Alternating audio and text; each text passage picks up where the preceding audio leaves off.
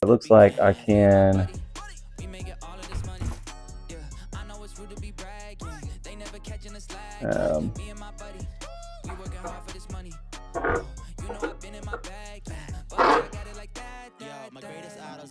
looks like this whole thing comes off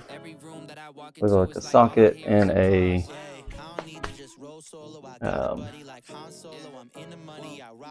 socket and then a Phillips. I think this rig is part of this assembly, so this guard will come off when I take these two bolts out. Looks like I could probably actually leave it on there, swing this out of the way, potentially